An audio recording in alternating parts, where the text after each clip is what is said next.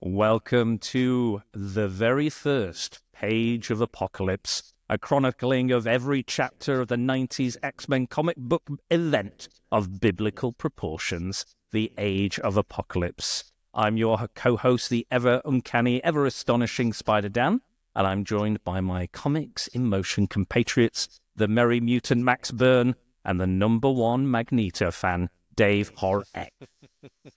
And we are here finally, much delayed, but we are teaming up once again to talk all things Marvel Mutants. And we're going to talk about this 30-year-old event. Yes, that's how old it is. The huge epic event, which also inspired the Clone Saga. Not as fondly remembered, the Spider-Man Clone Saga. But not to worry, we're not talking about that today. Welcome back, guys, to another event in the podcasting world. I'm looking forward to talking about this. We're going to be talking about Legion Quest and X-Men Alpha to start us off. Have you guys been looking forward to this as much as I have? I'm not sure. I've been really looking forward to it. But your enthusiasm as well does, ooze out of you. I think you've been pulling me along as well. And what I'd say first off, I don't know, because, if we talked about an agenda before, I might know, but so stop me.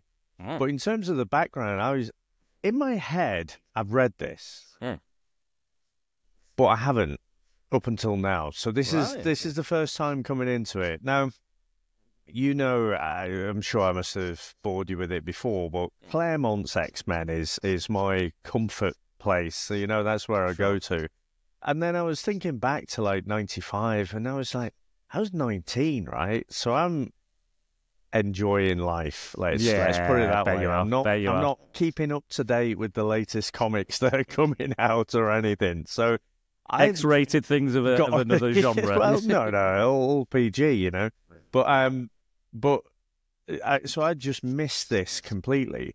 And it was in the 2000s when I kind of re-engaged back with comics. And then, you listen to various podcasts and stuff, and you're reading around, and honestly, dipping back into the X-Men, I was like, what the fuck is going on? I had no idea about anything. And so you hear about this Age of Apocalypse storyline, how it changed all the runs on everything, pretty much. It's a massively ambitious project.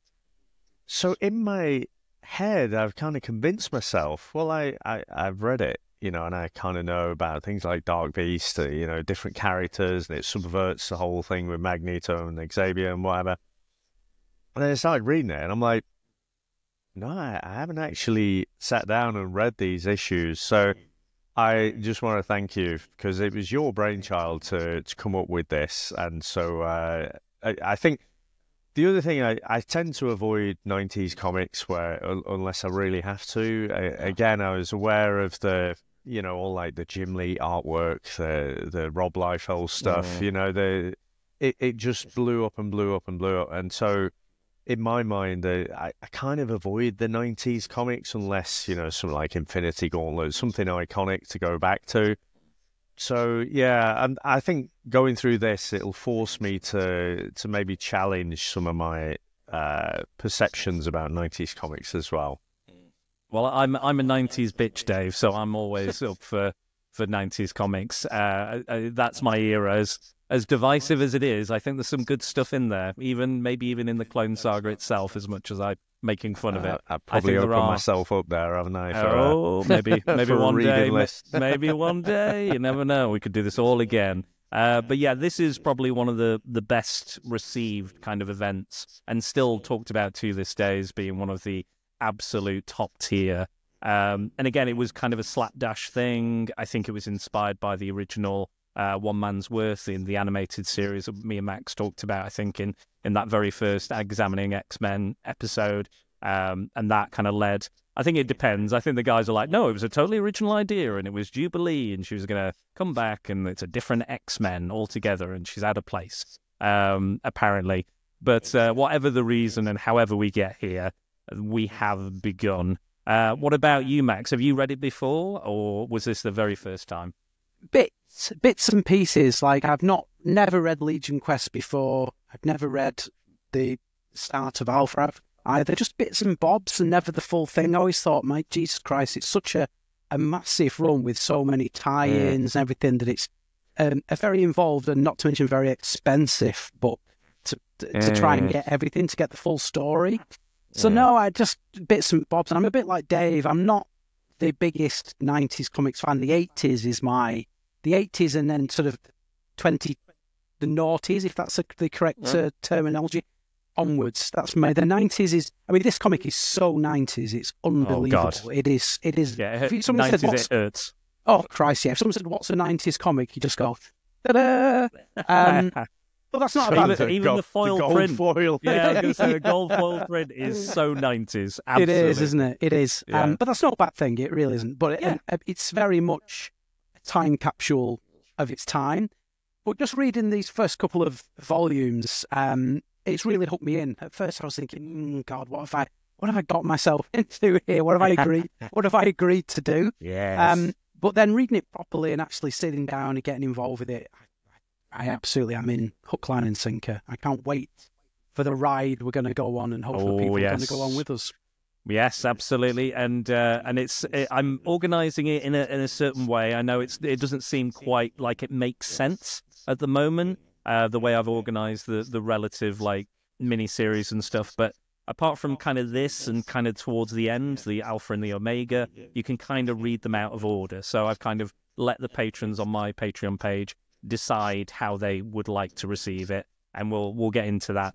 But the issues we're going to be talking about today, just to clarify, we are talking about Legion Quest and X-Men Alpha. So Legion Quest is the kind of preamble or the prequel or prologue to the Age of Apocalypse. And then we're going to talk about X-Men Alpha, which is the introduction of this new timeline, this very different X-Men universe that we're looking at. So we're focusing on the issues of Uncanny X-Men 320 and 321, the regular X-Men title of 40 and 41, Cable 20, and then again X-Men Alpha number 1.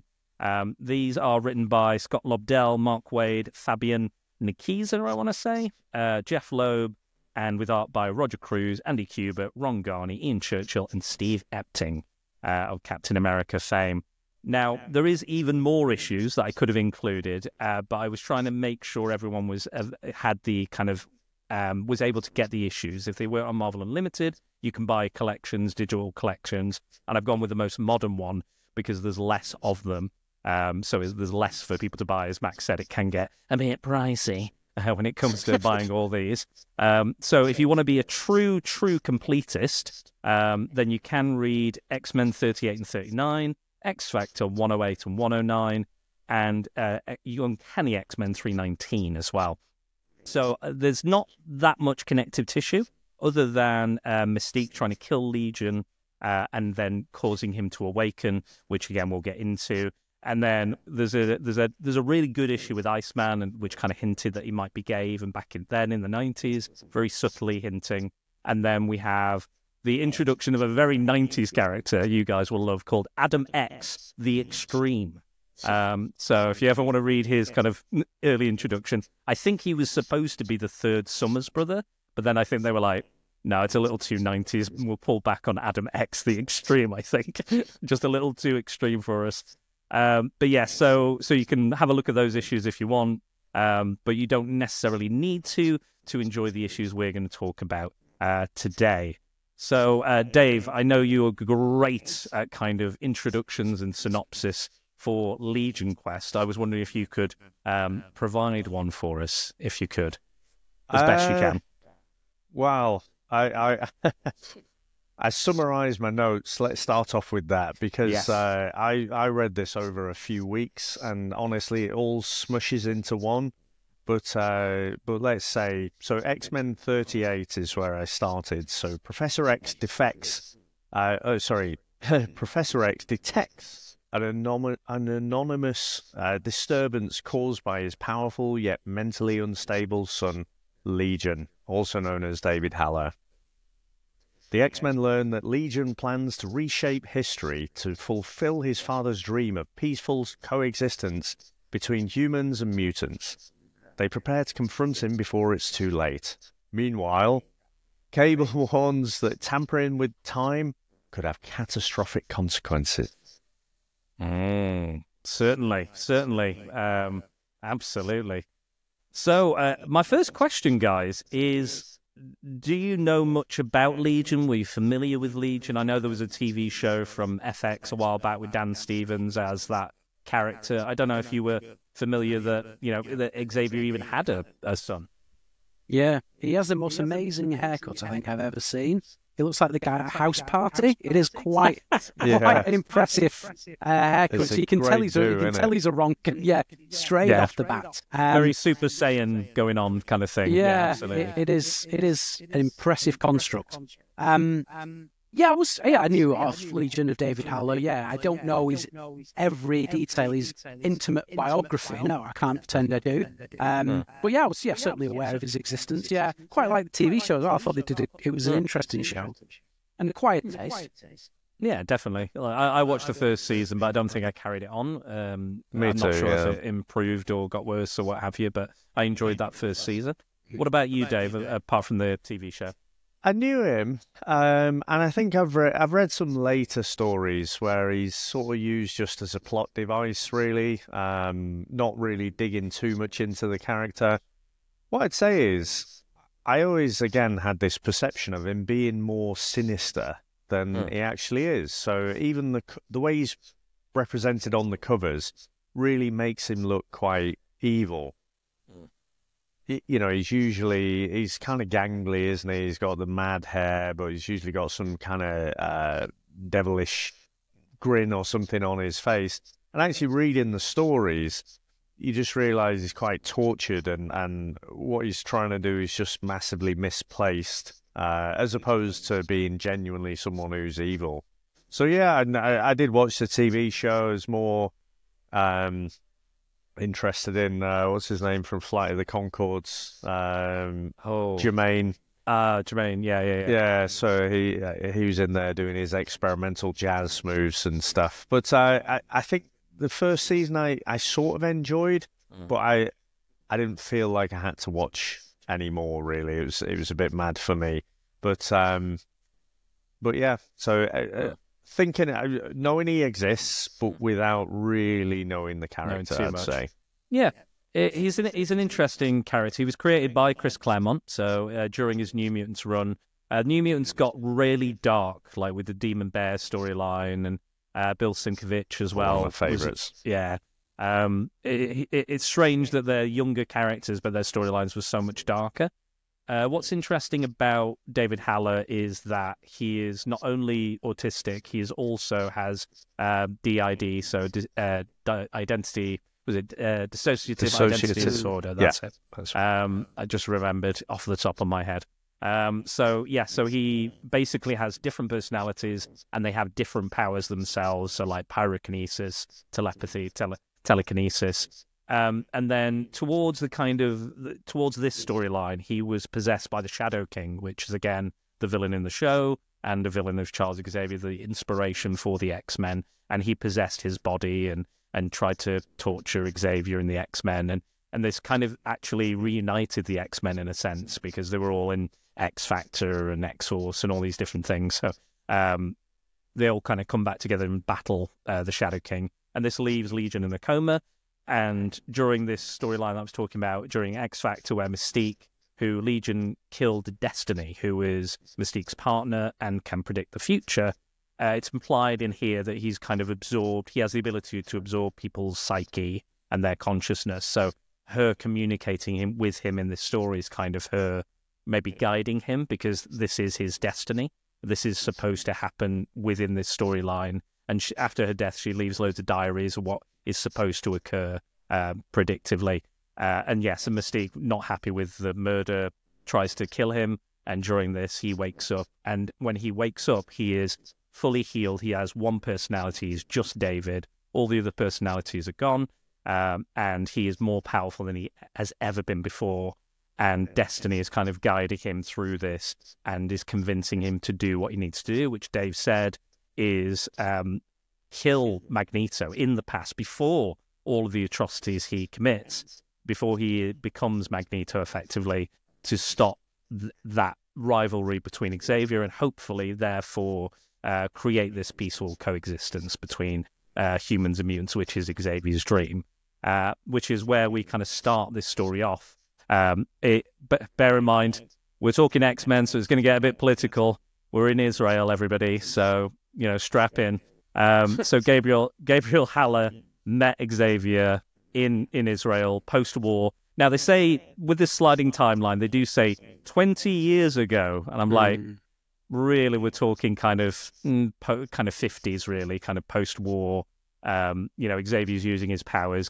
Gabriel Haller is a survivor, Holocaust survivor, and he's using her powers to, and they fall in love, and he's trying to soothe her, and Magneto's there as kind of an aide to the hospital, kind of a janitor or kind of assistant or, handyman, whatever you want to call him. And they're kind of becoming friends. And again, they, fall in love, have sex, but Xavier never learns of David's existence until years later, where Gabriel Haller is an Israeli politician. And at this point, Legion is now more powerful than ever. He has a goal in mind. He knows what he wants. And he's created this big Eben energy dome, which is kind of to draw enough energy for him to travel back in time and to accomplish his goals.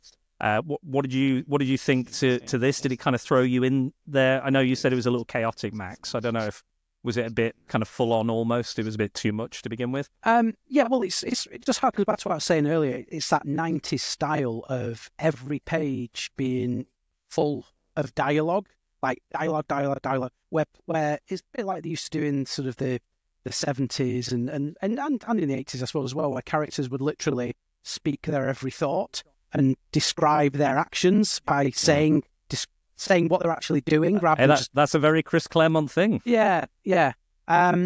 So it takes a while for it to sort of catch your breath and just breathe and let you sort of absorb it. It's like you're literally thrown in at the deep end where it literally picks up mid-fight and then flashes back to the X-Men getting off the plane in Israel, the team of 4 that's been sent, Storm, Psylocke, Iceman and Bishop. Yeah, I think it's team at this point. They're Team Blue and Team Gold. So I think Team Gold comes after, but this is Team Blue, I believe. Yeah. So it does take a while just to sort of at least give you a bit more of a status quo of what's going on, why they're there, what David's doing, what he wants to do. But I do like it. I mean, despite the fact that I think it's very chaotic, I like the breakneck pace. I think it works really well, and that sort of race against time. It's a really cool sort of collection of issues, I think. It never stops moving forward. Absolutely. Dave, what did you think to the breakneck pace? Were you ready for it? I don't think I was. I mean, the premise is quite straightforward, isn't it? Like you say, David, it doesn't matter how he got there, but basically he's cured. He's more powerful than he's ever been. It's almost Deadpool kills the Marvel Universe type thing, and then he has this idea, and it's almost like the baby Hitler thing, isn't it? Should you go back and kill baby Hitler? I did find it chaotic because it had me wondering. That's a whole soup of thoughts. Like you say, as soon as I realised they're in Israel, it's like, I wonder how this is going to go. I wonder how this is going to stand up with where we are right now. Yeah. But yeah, I'm keeping track of all the characters, and then I started to also think again. Can't help but be a nostalgia berry, and just I love the 80s X-Men so much. Now, they did go off in space and they did all this stuff, but for me it's almost where you can see how the X-Men got so popular, and I do think the animated show had something to do with that as well, but the storylines that inspired the animated show were so good as well. But when you're creating all these splintered storylines and you got these alternate characters and stuff, I can understand why a lot of comic fans would turn their back on the X-Men, because it's just like, I have no idea. So coming back to it, I'm like, right, okay, where are these characters? To me, the X-Men is about the relationships between the characters. So I just had to recalibrate myself with, okay, this is kind of where we are now. It doesn't really matter what happened in the early 90s to lead up to this. Just this is where they are now. And it just took me a couple of reads through the whole thing just to really cement, okay, this is where all the different characters were. But it might have been, I completely agree. It does kind of throw you in. Again, I'm going off these collections that I have, and they don't include those previous issues that I mentioned, the completionist issues. But I think it might have been beneficial for you to read them, because there is one which is kind of like, what is the status quo? Because I think Lobdell or Nikisa had come on board, or they'd swapped books over. I think, one or the other kind of came on, and there was kind of a status quo kind of book going, this is where the characters are. This writer is taking over. It kind of closes the door a little bit, but also keeps it open, which comic books do a lot. So we learn like Rogue and Gambit are having issues because Sabretooth is, which we see a little bit in this storyline, that Sabretooth is locked in the mansion. He's been captured, and he's got these like adamantium kind of shackles on and things. And he's basically like Hannibal Lecter type baiting, because he knows something about Gambit, so that something Gambit has done, they've worked together in the past, and Rogue doesn't quite know what that is, and it's kind of affecting their relationship as well. And Iceman's coming off the back of having his body possessed by Emma Frost, and she did some very interesting things with his powers, so he's feeling a bit self-conscious, and a little chuckle from Max there. Were you thinking what I was thinking? I see. Emma, you could do things with my body if you'd like to. And then we have like Xavier's wiped Magneto's mind, so now he's kind of catatonic after Fatal Attractions. And with all the characters like Jean and Cyclops have just got married and had their adventure in raising Cable, which we'll get into a little bit later as well. So it's that's kind of where we are, sort of. Beast is trying to cure the legacy virus that Strife came and did and brought to the world in Extinct. What was it? Which one's that? Executioner's Song. So many X's. We're all. That's kind of sort of where we are, but it's not going to be. The thing is, it's not going to be that important going forward. When we talk about X-Men Alpha, that's kind of the important thing. I think you were talking about Legion as a plot device as well, and I think there's a bit of an argument here that they needed something to get this moving, this storyline and this timeline cemented. I think maybe in some cases, I think maybe you could have done it in a different way, but I don't mind. I think the only person who kind of would do this would be David, knowing his dad and trying to prove himself to his dad and things like that. So I can kind of see both sides of the argument, that you could have done it in a different way, or there was another way to do it. But I can definitely see that it's a little bit like all at once, all of this is happening. And before we know it, the end of the issue is ended. They've attacked Legion. Jean's been left behind, but he's managed to suck the other X-Men into this time vortex and take them back to Israel in the past, where Magneto is still friends with Xavier. He's still walking. They've not revealed that they are mutants to each other, even though they've discussed the idea of it. Now, going into the past, they immediately, all of them, lose their memory straight away. Which I don't know about you guys, but sometimes it made me feel like, you just took the wind completely out of the sails of the story. You've just gone, I don't know what's happened. I don't know why we're here. I don't know who we are. Why can I be icy? Why have you got a big M tattoo on your face? What's going on? They do seem to mention as well, like, this Asian woman has a British accent. And I was like, that's not really... Yeah, and I'm like, why is that so weird? Like, they don't mention she has purple hair or something like that, or that Storm doesn't have any pupils, but they're like, a woman, an Asian woman with a British accent. It's so strange. It never would have occurred. I was like, racism. Have they never been to Britain? It's just ridiculous. I was in high school during the 90s, the late 90s, with an Asian girl with an English accent raised in England.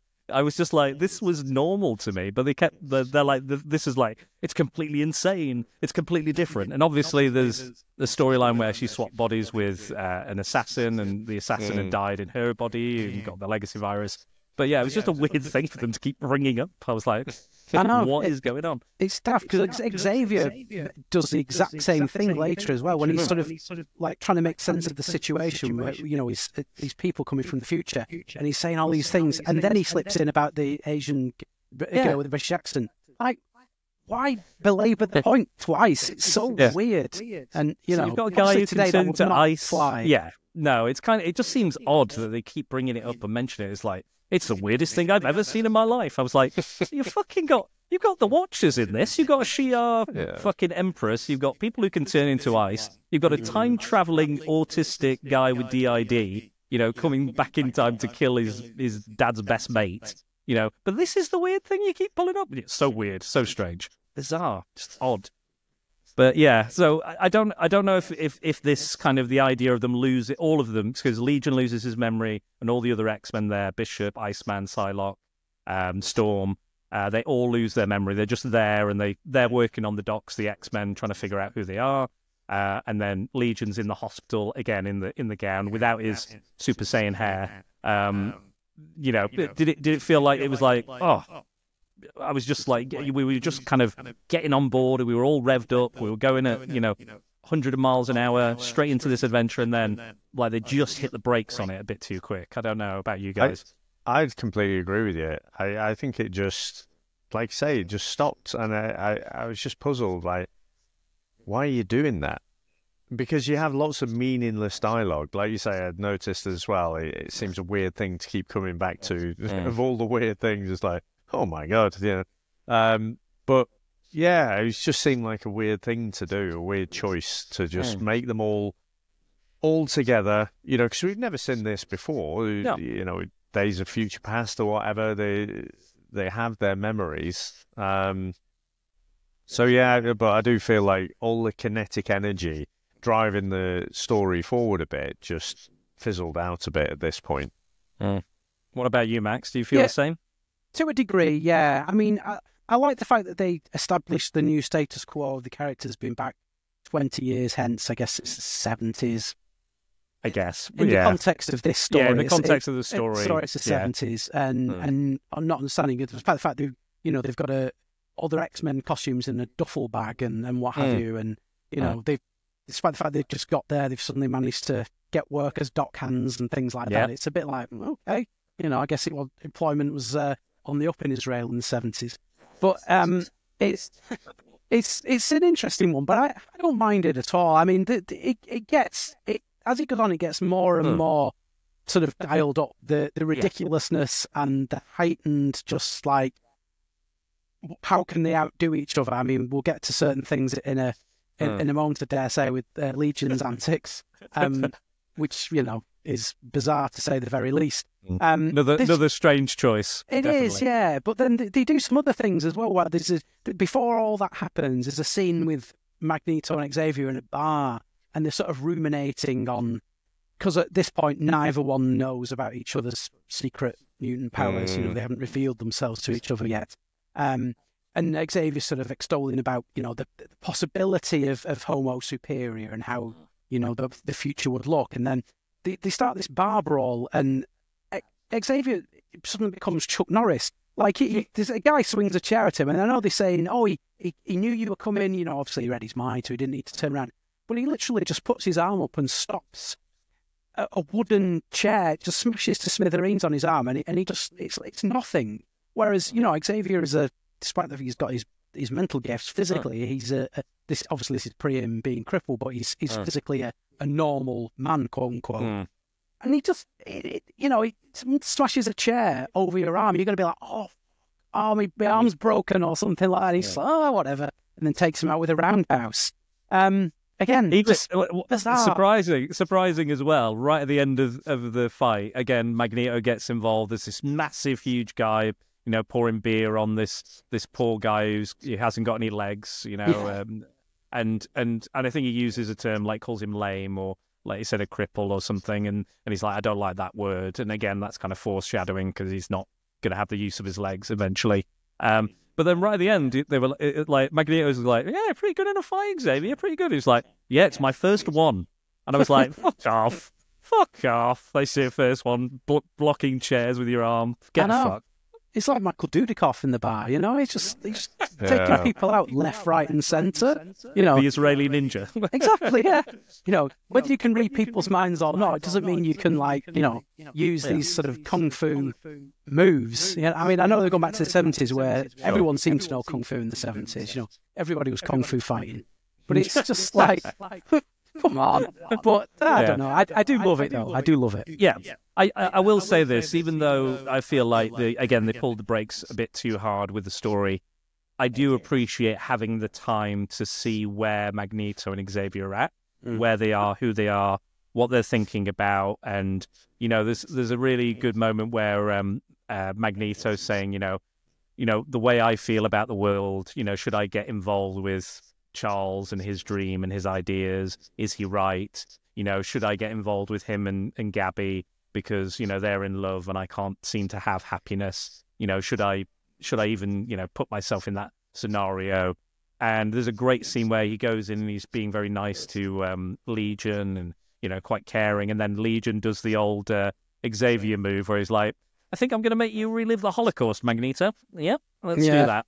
And it's like, we see all these it's very like American Werewolf in London where he's like the demonic Nazis come in the door and, start doing that stuff. And again, he runs out and he's like, Xavier, there's this guy who's doing the things that we've been talking about. There's, there's potential here. So I really love that kind of, I don't know about you, Dev. I know you're a big Magneto fan. Did you enjoy seeing this proto-Magneto? Yes. What I felt was it was a very sensual type of conversation. I think there was a lot of closeness, and obviously there's a lot of this all through the X-Men about being an allegory for homosexuality or what have you. But just the dialogue, the art, and everything. It was like they were talking about being gay and coming out to each other, as opposed to being mutants at all. And I again, to orient myself, I had a better experience the second time going through the run, because I kind of missed. I'm like, well, where is this? And when we meet Charles in the bar, he is sat down as well, and then he just starts walking around. You're like, what's going on?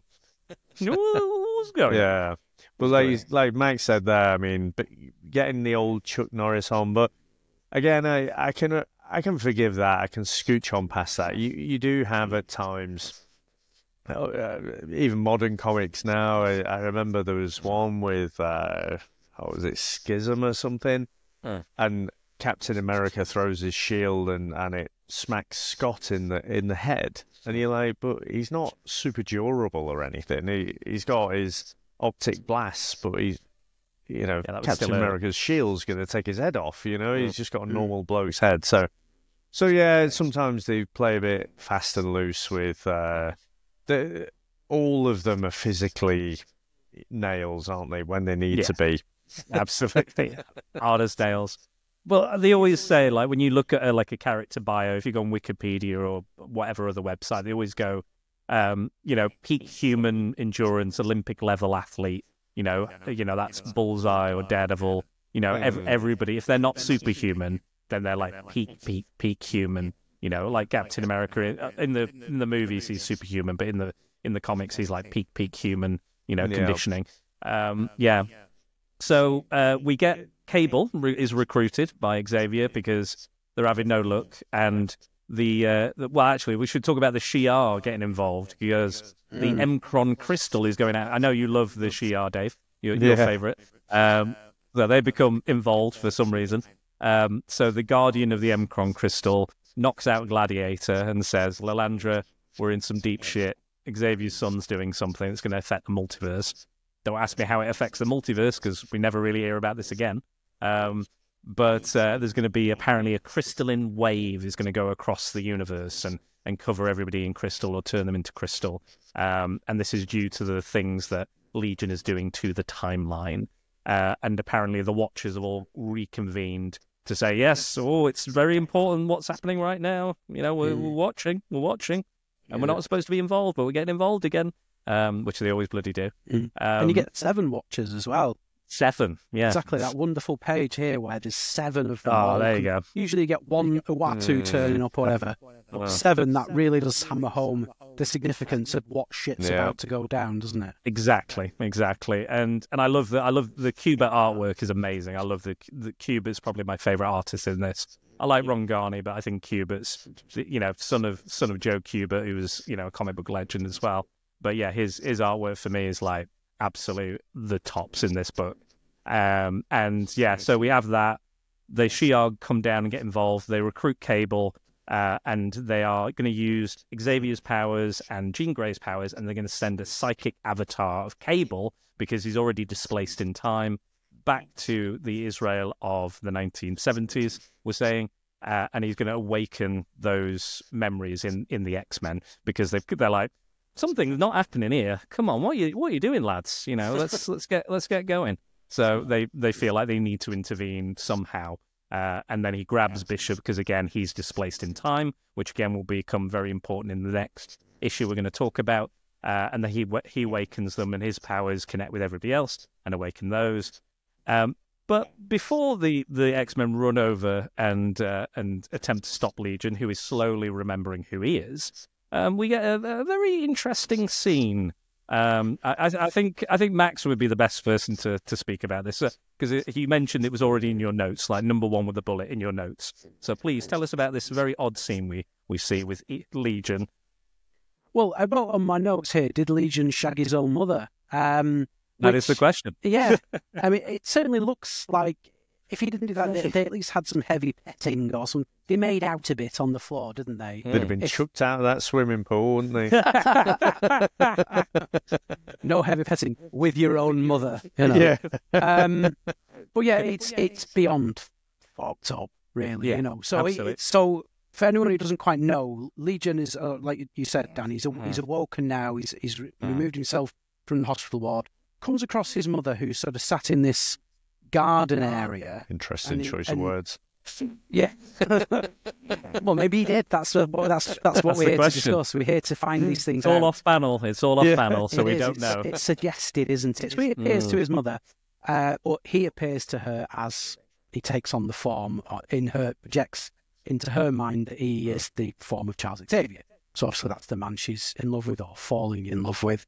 And obviously, to her that's Charles. So they have a bit of a smooch, and then it ends up on the floor smooching.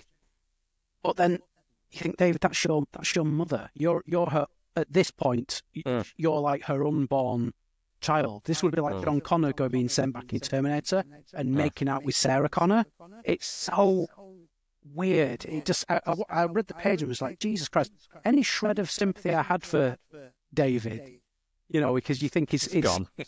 It's not his fault. Because he is cured. Like he says on, Gabrielle Hallow's mother, while we're saying the Israeli army's thrown everything at him, Mossad and what have you, and he's a god. He's effectively a god. He's not distracted now by all the problems he's had previously. He is fully focused, and he's fully focused on shagging his own mum for some reason. But there's like a twisted nobility to the thing he's trying to do, isn't there? Yes. One could argue that there is some, although there's no ability in going back in time to murder somebody, there is a slightly altruistic quality to it, because he believes in his mind it will serve the greater good. It's the killing twisted one to serve, it's a twisted picture. Logic, twisted morality, like you said, like a twisted sense of justice. But again, it is that, like Dave said, it's that question of, do you kill Hitler as a baby? He's not done anything yet. And even Magneto says, I'm not this person you think I am. Stop calling me this. Yeah, it's like, is your destiny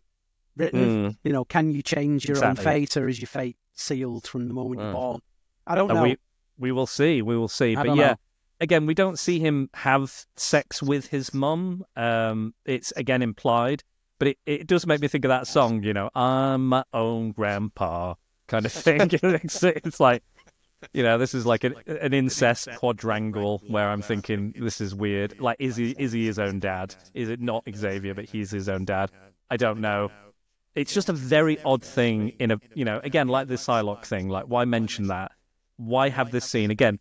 We never reference it again. It's never brought up again. You know, we're going into a different timeline shortly. Why even do it, to be honest? Yeah, Why even do it?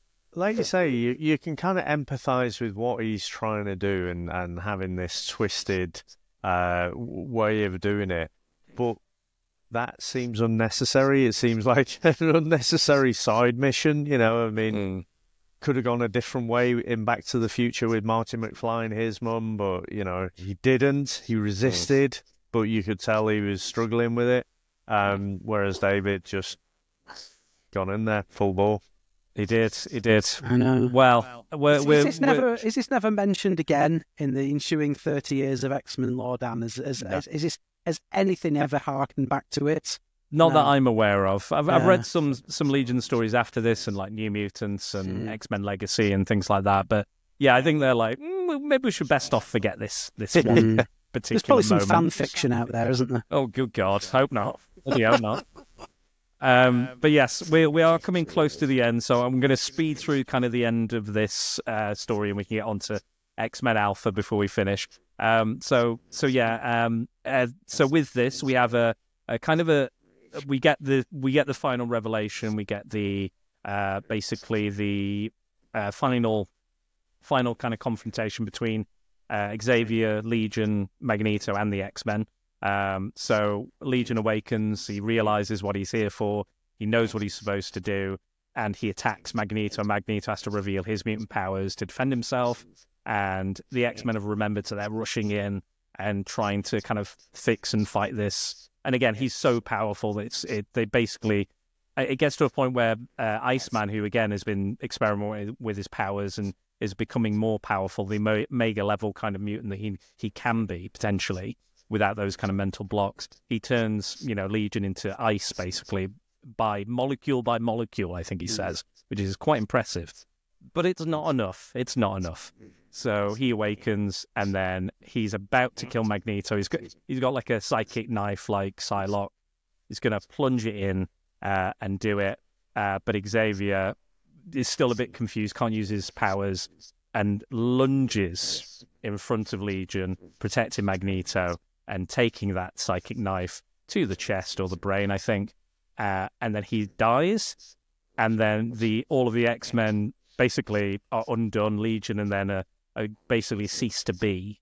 The timeline has been erased, and now Xavier's dead. Magneto's cradling. There's a wonderful cover as well with Magneto in his outfit cradling Xavier, and we see it here as well without the outfits.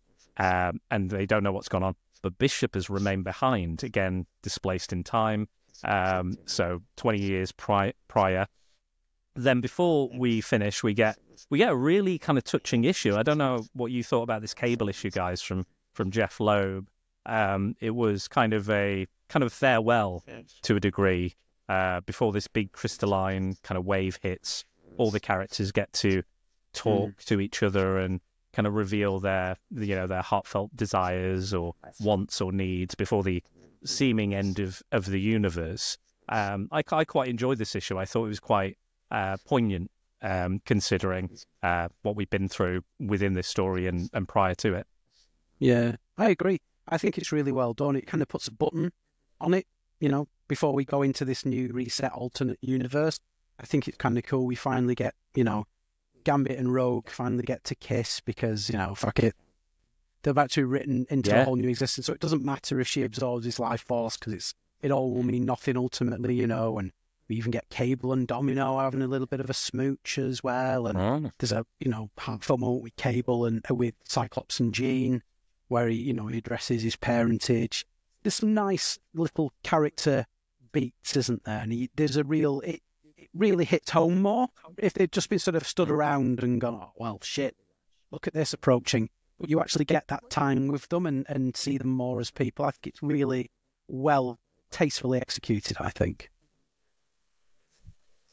It is very somber, isn't it? It's almost like you imagine people who've come to terms with what's about to happen. I don't know if you were terminally ill or maybe you were in the band on the Titanic or something, and you know what's coming, and like you say, you just kind of hit the fuck it button. But yeah, it was there's been a few issues, you know, like that done over the years that I remember. You know, there's like, I think it was Spider-Man issue after 9/11 and stuff, and it was all, you know, you used to comics again having that forward momentum as action and people bursting off the panel, especially in the 90s, whereas this was really quite a different issue.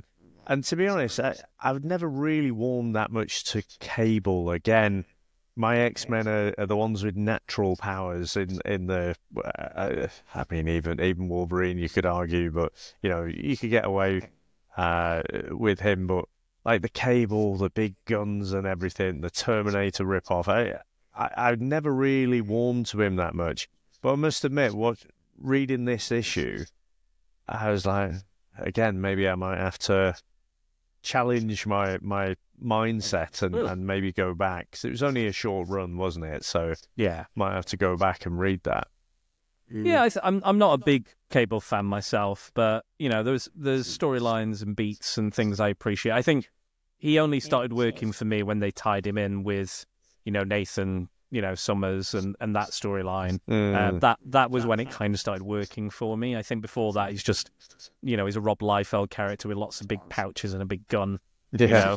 You know, it wasn't initially the plan, but I'm kind of glad they did it, because I think I think they did it really well in X-Men 97 and used that character so well, which we talked about in length. So yeah, and I love that moment where he goes up to Domino and he's like, I'm really thinking we're, you know, going to be a good couple, and she's like, what are you on about? And he's like, nothing. He kind of walks away. He's like, I'm just a big joker. And then later on, she turns around and goes, actually, no. After she hears, you know, Jean and Scott reveal that they did raise him in the future in the adventures of Cyclops and Phoenix, which we've talked about as well. So yeah, I think that was a really nice moment that he already knew. He was like, of course I knew it was you, which was sweet. And yeah, and that Rogue Gambit moment's great. And even the bit with Xavier where it's like, what have I, you know, he has that moment with Lalandra, and then he has the moment with Scott and Jean.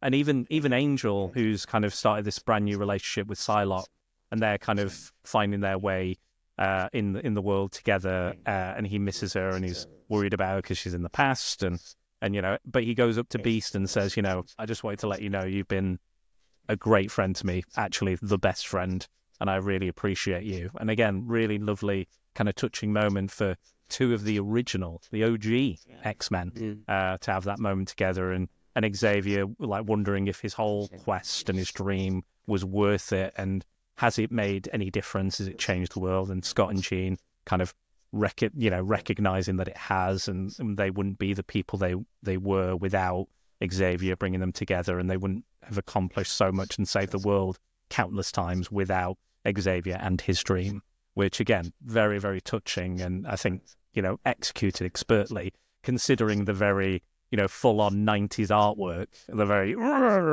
veins popping out and, you know, muscles and roid rage, that kind of stuff. And again, the pouches and the guns and the extremes of the 90s artwork. I think there's still some kind of beauty to it. They managed to, even through all that, get those emotions to play out and to affect you with the story. Yeah. No, it's very tastefully done, I think. It's not gratuitous. They actually break it down into a real human story at the end. I like it. And I also think as well, they do a really good job with the, I don't know whether you'd call it narration or voiceover, if you will, but all the green boxes that are basically describing to you what's happening, it does a really good job, I think, of laying it out a bit thick.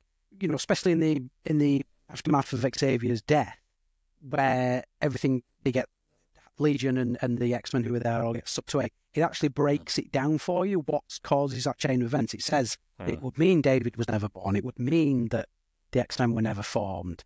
And then even then, it when we move back into the not future, the present, it even then, with more narration and voiceover, explains the status quo with everyone else there. Even lets viewers know where Magneto is at this point in the future. And like you said about how he'd nearly been lobotomized, you know, left almost catatonic. It harkens back to that as well and lets you know. So I think it's really well done. It's a really good coda that literally just puts a full stop on the whole existing prime timeline and sets you up for where we're going next. It's really cool, I think. And You know what I thought? I mentioned at the top of the show, I was sort of otherwise occupied around this time in the 90s. But unfortunately, it would have been the only time when, if you were picking this up month by month, can you imagine reading this issue? I mean, like, what the hell? Like, what's going to happen? What comes next? Because now you get all the previews and stuff, so you kind of know what is coming next. You know, even leading up to the end of an event, well, you already know what the different books that are going to be spawned out of that event are going to be. It's hard to kind of avoid them. But if you just go into your local comic book store in the mid-90s and you're reading that, you're like, holy shit, is that it? Like, well, what happens next month? So I kind of lament the fact that actually I wasn't reading at this time, because that would have been pretty amazing. Yeah, absolutely. Well, it was very much came off the back of like Superman, the death of Superman. That was the first one that really went whole hog with that idea, because not only did they kill him, they cancelled the book for like 6 months, like or 3 or 4 months or something. And they were like, there's no previews, there's nothing, we're not continuing it on. Superman is dead, the book is dead, it's dead. Until they came back and went, well, we've got some replacement Superman, so, you know, and then they brought it back. But they truly were like, we've got to hammer home that this is it, this is final, that it means something. And unfortunately, since then, comics have, you know, everyone dies. Yeah, nobody dies. The Phoenix comes back every 5 minutes. You know, it's just the revolving death door.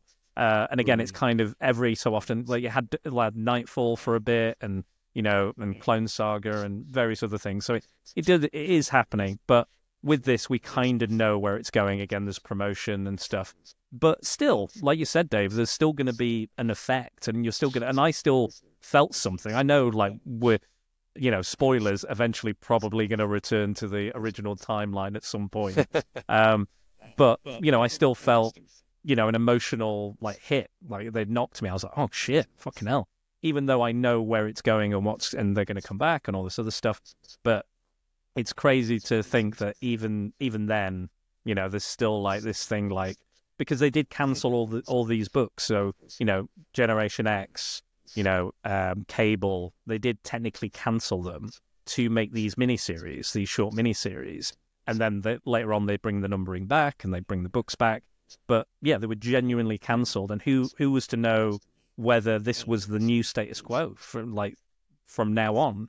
Because it, like you said, like Max said, it's a long, big fucking event. It's not something that's short in any means. And again, it is segmented, and again, you can read them in isolation. If you just want to read Weapon X, you can do that. If you just want to continue reading, you know, Generation X, you can do that. Excalibur, whatever you want to read, that is possible. But to get the whole kind of event, this is where we're up to, and this is what we're led into. And now we have X-Men Alpha. Now, this is the establishing of these new characters, this new timeline, but it's modern day. So it's not back 20 years later. It's what the modern day X-Men would look like were Xavier to have been dead. Now, during Legion Quest, we also get a cameo from himself, the bad boy Apocalypse, who awakens because of the surge in mutant abilities and powers, which shouldn't have happened 20 years prior. He's awakened early, and he even says, like, Sinister told me it wouldn't happen for another 20 years, but it's happening now. And because of that, we lead into X-Men Alpha, which is 20 years later, Apocalypse is running North America.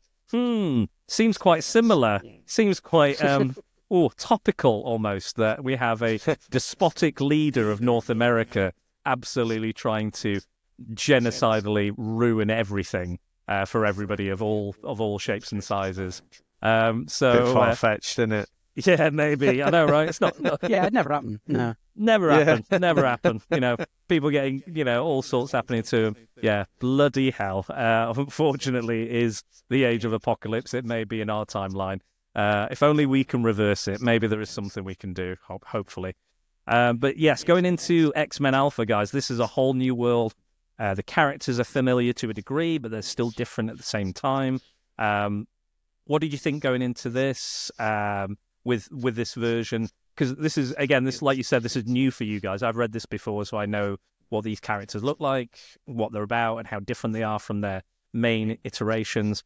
What did you think to this version of not only the X-Men, but it's Magneto's X-Men?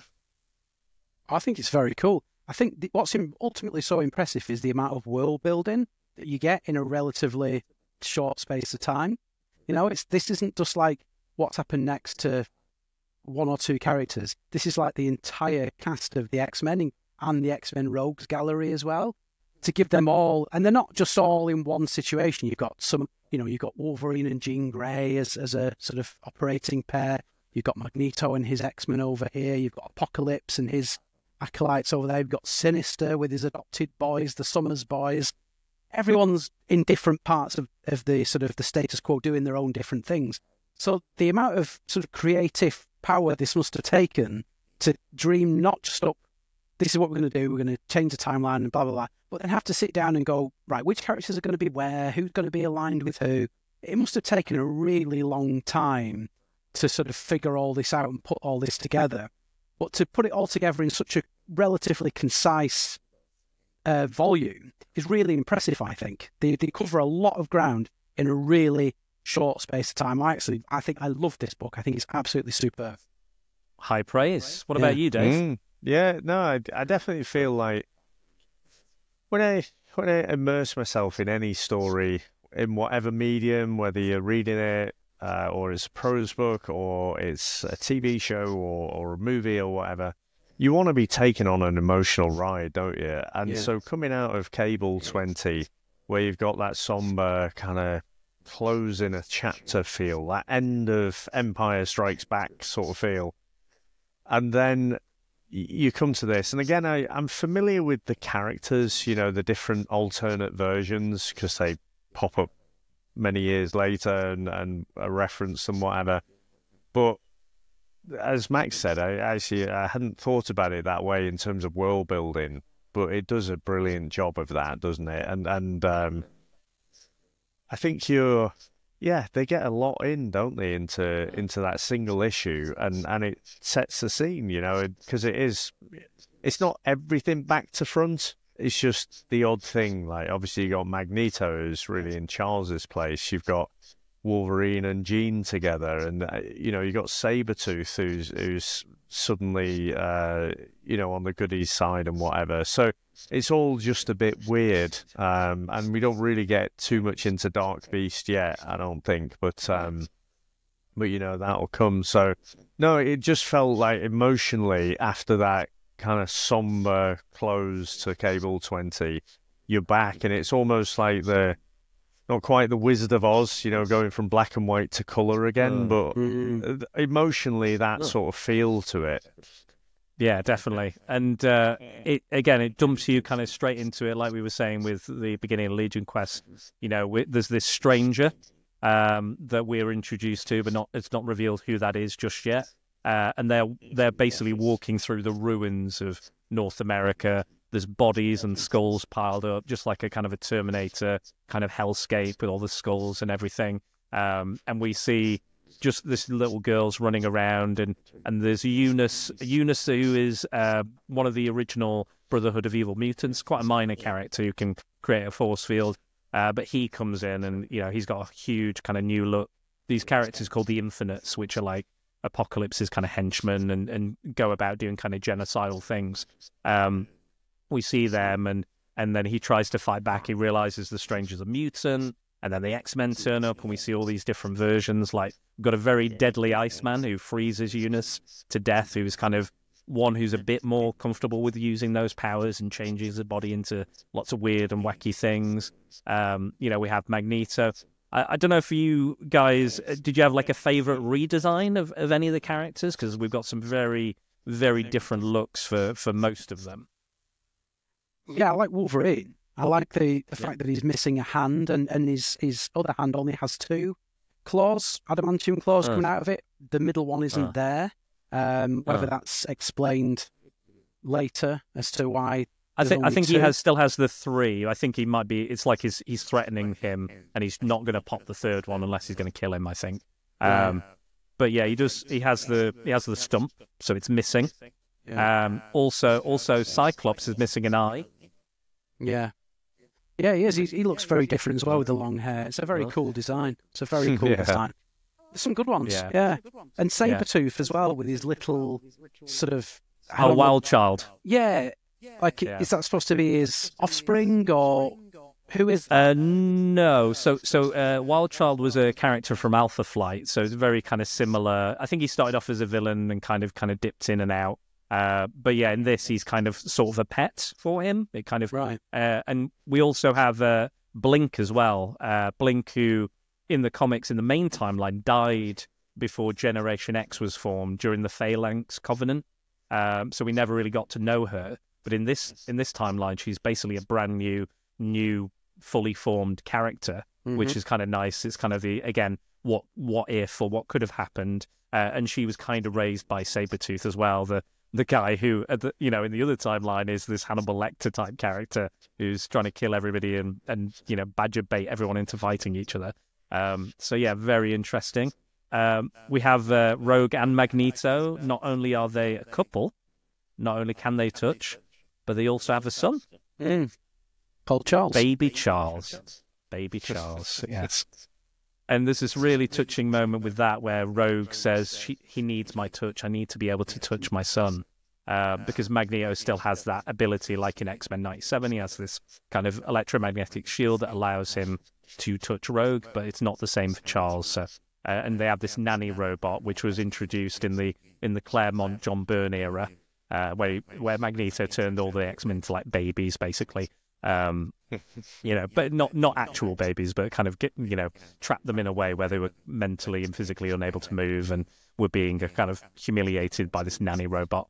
But yeah, so and again we have all these different factions as well. So we've got the United Human League, I want to say. I can't remember what they're called. I don't think they're called the Human League. I think it's something else.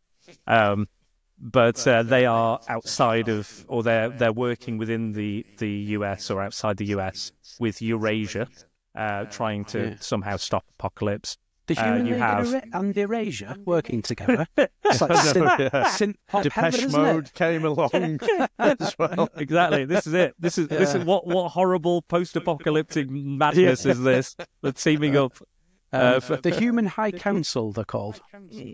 That was it. The Human High Council, of course. Yeah. So we will see some more kind of human characters or some more kind of Marvel non-mutant characters kind of come from there. But it was interesting to see Moira McTaggart had actually married Bolivar Trask, the creator of the Sentinels, which I thought was interesting. It's very good how they flipped everything on its head, They've really given... There's no character really resembles who they were prior to the timeline switch, I think that, ironically, the one who probably resembles who he was more than anyone is probably Magneto, even though he's now the leader of the X-Men. Other than his really sort of interesting sort of long hair and what have you, his appearance is very, very similar to what it was anyway, as is his demeanour. I think he's the one who's got the least big switch, if that makes sense. He's the one who's more faithful to what would have been the prime timeline version, I think. True. Yeah, I think they've always tried to soften Magneto as time's gone on. Like initially, he was a very villainous character and did very bad things. And I think depending on the writer and the time in the era, what Claremont wanted to do with him, I think it depends how they want to portray him. I know in the animated series they were quite sympathetic to him, but being the big Magneto fanboy, this must be a dream come true for you, Dave, him leading the X-Men. Yeah, I mean, I don't know. He kind of... I think they're both a bit problematic in different ways, aren't they? I think after this storyline, and I think with the benefit of hindsight, even when you look at some of those original stories, and Charles professes his love for Jean and it's never really addressed again. Just like Legion. Yeah. So, and when you guys were talking about that's what I was thinking back to, was Charles, being a little bit saucy there. But I mean, it is interesting to. I think I'm influenced by that early sort of 86 Secret Wars run. The idea, because even young me was aware of who Magneto was, and the idea that Magneto would be on the side of the goodies, it'd be like that on the side of Spider-Man and Captain America. I just remember, like 10-year-old me just didn't understand it, but it had an impact on me, and I just kept coming back to it, and eventually I sort of figured out for myself, it's like, oh yeah, I can understand if you're like the Beyonder or something, then you know, maybe it's our perceptions that are a bit off. But yeah, I don't think they played around too much with Magneto. In all honesty, I was thinking back to your question about the character designs. I mean, I think the biggest swings, if you like, are Sabretooth and Beast, aren't they? Because like, you know, well-read, you know, intellectual Beast, and then you've got this evil Dark Beast. But like the things Sabretooth has done, the idea of him in an alternate universe, you know, if he made some different choices, he'd suddenly be this virtuous character. But there's a piece of artwork with him, which is like the most 90s thing. He looks like Strong Guy. I don't know if you can see that. Yeah, I can see that. It's just utterly ridiculous. Huge chest. Yeah, and the arms. But actually, I kind of like what they did with Nightcrawler. With Nightcrawler. Yeah. I mean, they've kind of souped him up a bit, haven't they? You know, and again, it's not really in keeping with his character. But he's not that character anymore, Dave. He's a totally new character. Yeah. So I guess so. But yeah, back to Magneto. I like him being a little bit grey, if I'm honest. I don't like him being too, you know, Charlesy and on the side of good. Like him occupying the space in between right and wrong. I mean, I think he is still like, you know, he did not care for Iceman killing Eunice, but he wasn't bothered by it. He was like, yeah, murder away if you want. He's you know, he's a horrible genocidal maniac. So do what you need to, but did you have to do it in such a you know, disgusting, weird way? Maybe not. Yeah. But yeah, and it is interesting to see how these factions are playing off against each other. I actually quite like the redesign of Apocalypse. So I was never like a big fan of his giant A. You know, like I don't mind letters on. It's a bit on the nose. Yeah, I don't mind. Yeah, I'm like I remember like in the '60s when they did the original kind of Mandarin design. You know, this Chinese character, you know, supervillain, and they put a big M on his chest. I was like, he's Chinese. He's not going to put a big M, an English M on his chest, is he? Doesn't make any sense. You know, it's just ridiculous. Like, I don't mind it. I like the Captain America A is fine, you know, Superman S, you know, but, you know, I don't think you always need it. So I actually quite like the red and the dark blue and the black. And I like that he's a bit more cybernetic. You can see inside his mouth there's a bit more like machinery because he's like advanced himself and tried to make himself stronger. And we do have 4 horsemen in this as well. There's 4 horsemen. So we've got we don't see Mikhail Rasputin, Colossus' brother. He's not on panel for this story. There's a few characters that are not on panel, like Kitty and Colossus and Sunfire and X-Man and a few other characters as well. But we'll get to them eventually. And we also have Abyss, who I think is an original character for this timeline. I don't think he's based on anybody at all. He did make an appearance in the X-Men Legends 2 game as well. And then we also have Holocaust, who is Apocalypse's son. That name would be changed because Jewish people found that offensive. So they did change his name to Nemesis later on down the line. But then I think they restored Holocaust a little later down the line again. Depending, but and then who was the 4th one? Oh, Sinister, Mr. Sinister, who again part of Factor X is they're in these pens and they're experimenting. Beast is doing illegal experimentation, which is not allowed apparently, is illegal, not done. I guess that's because of the strongest will survive kind of idea. But what's interesting is Sinister is plotting against Apocalypse, and that's why he's given Jean and Wolverine that mission. To go to the Human High Council. So all the while, there's all this kind of... And again, Scott's not entirely sure if he's on the side. Alex Havoc seems to be very, like, you know, very fundamentalist, kind of, you know, fascist kind of persona, but Cyclops is kind of on the fence a little bit. And we have all this other stuff going, and slowly but surely, again, we learn that the stranger is Bishop, who was trapped in the timeline and has now seen time progress, but it's messed with his brain a little bit, so he's not quite who he was. He's kind of a bit messed up. He can remember the timeline, and he's kind of blaming Magneto for it. And Magneto is not being fully honest with Rogue or any of the other X-Men on what's going on and why this guy is so strange. And Rogue experiences some of it when they combine their powers together. She's like, I can see this previous past. I can see you doing things and us fighting and us being together and us, what is going on. And then eventually he kind of starts forming a plan together. Now, this is where the miniseries kind of come into play, because each miniseries, each group of X-Men are given a different mission to accomplish, or they have a different role in the story. Most of them meet with Magneto and he gives them one, or again, Weapon X and Wolverine and Jean Grey have their own mission. Factor X is just there doing their own thing. So that's why we can kind of interchange and choose which one we want to go with, which is what we're doing on Patreon for that. So that's allowing us. So at the beginning of most of those miniseries, you'll see Magneto talking to the team, saying what he needs from them, whether it's a shard of the Mcron crystal, whether it's they need to find a certain mutant, whether they need to stop the kind of annihilation wave of all these people being kind of genocidally killed, all the humans, or they need to stop certain things. So they all have their own kind of different objective, basically. So that's why we can kind of read them out of order to a degree. There will be some crossover. There will be some characters that show up in both or make cameos in both. But that's why we can do that. Yes.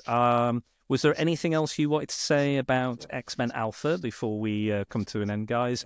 Are you interested in seeing what comes next, or what we might see, or are there any characters you'd like to kind of find out a bit more about, perhaps? Well, I think what they do really good job of as well is there's a bit right at the end where we see Apocalypse's files, where he has and this is a really good thing for the reader as well, where it basically goes through each person, the chosen, and tells you where they are in this timeline. So if any of it, when you've read it, has gone over your head, or you think, well, they've not really explained too much about that character, they've just sort of appeared. Here really tells you who and what they are in this new timeline, which is a really, really good device, because it's, like you said, if we're going to go into the different groups doing different things, this kind of sets you up for that by telling you who everybody is and where their allegiances lie in this new timeline, and what, there's some with very different personalities to what they had before as well, a little bit of their backstory as well, and the sort of 20 years from, David killing Xavier to now, where what's got us to this place. It didn't just happen with a click of a finger, what Apocalypse did between then and now. So it's very, very active, I think. It really does bring you back in. And Charles Xavier even has his own page. The fact that he's been dead 20 years, where Apocalypse sort of ruminates on this man, and, he says, why is it that death was not the end of this one, He lives on, he's dead. Yes, of course he's dead, but he lives on, and he casts a big shadow. And obviously now, like you said, Magneto's been woken up to what should have been, not what was, but what should have been, as opposed to what is. And surprisingly wants to go back to that as well, which I suppose in a way, although he's seen, I guess, the horrors that he will commit, I suppose the world that we have is better than the world that we should have is better than the world that we've got. So I can kind of understand him wanting to do it. Absolutely. But he's going to lose a lot. He's going to, by doing this, he'll lose this child. That child will cease to exist because him and Rogue will never have got together. So, he stands to lose an awful lot here. But, again, I guess it's, like we were saying before, about David's task being motivated in a twisted way by trying to do things for the greater good. Here we have it as well. It's interesting. It's like the other flip side of the coin. Absolutely, yeah. Very good point. A very good point of what he could lose, and again becoming the man that again he didn't want to become, or he didn't think he could become. He's seeing that again, like David was saying. You're going to do this. You're going to ruin this dream. You're the obstacle. I must put an end to you. And then now he's literally seen it. He's literally seen those memories of who he could become, and he is willing to do that. He's willing to make that sacrifice for the betterment of humanity, not just mutant kind, humankind also. Yeah, and ultimately to bring his best friend back as well. That's well. But again, he won't remember that sacrifice. He won't know what he's done or given up, or it will just reset. And go back to the no one sign of a true hero, though, isn't it, my man? Yeah, absolutely. Well, again, this is a different character, isn't it? He's gone through a completely different set of circumstances and become a different person. And again, we will go, when we get towards the end, we're going to be looking at some kind of prequel issues, some prequel stories. This is part of the main event, this one, going through and doing all the miniseries, and then Omega. And then we've got kind of the prequel stories, or what happened in the build-up towards this point in time. So we are definitely getting there. Dave, anything else you'd like to say before we wrap up? No, I think my preconceptions about 90s comics and the art style, in particular, I would say more so in X-Men Alpha, is just it sort of makes me smile, not in a nostalgic way, but just in a, oh my God, like, this is ridiculous. But the underlying story has got me really excited. So I just want to say thank you again for championing doing this project, because, again, I'd fool myself to think, oh yeah, I've read this thing, but I absolutely haven't. And you know what? Because I'm going through Marvel Unlimited, which I think pound for pound is the best value app that you can get out there. But I tell you, piecing together these issues is non-trivial, because if you go to the event, it gives you a load of stuff out of sequence, out of order. And they have a suggested reading order. Yeah. So, it can be a bit confusing. And that's why I think it's better for us to do miniseries by miniseries, because it's just a little bit more like, okay, we can focus on this one thing, and then the next episode we can focus on the next thing. And, it's just one thing. Because I think if we did that reading order, not only would it confuse us, I think it would confuse people who want to read along as well. And again, I know that me doing it like this, or us trying to piece it together miniseries by miniseries, might be confusing as well. But I think this is the best possible way we can break it down for us as a podcast, and for people to kind of, as long as you own all the books, or you own the miniseries, or you own Marvel Unlimited, or paying for Marvel Unlimited, you can find what you need to find. And again, if you want the digital version or physical versions, they are out there. I guarantee this will be reprinted this year anyway. I think we'll get a new printing and a new omnibus of this storyline anyway, due to it being the 30th. I think the last time they released it was the 25th anniversary, the last collection. So I think we'll get that again this year. But yeah, overall, I really appreciate you guys coming on board. I know this is to fill our void, our X-Men 97 void, because, again, that has been delayed due to many controversies that we won't get into, unfortunately.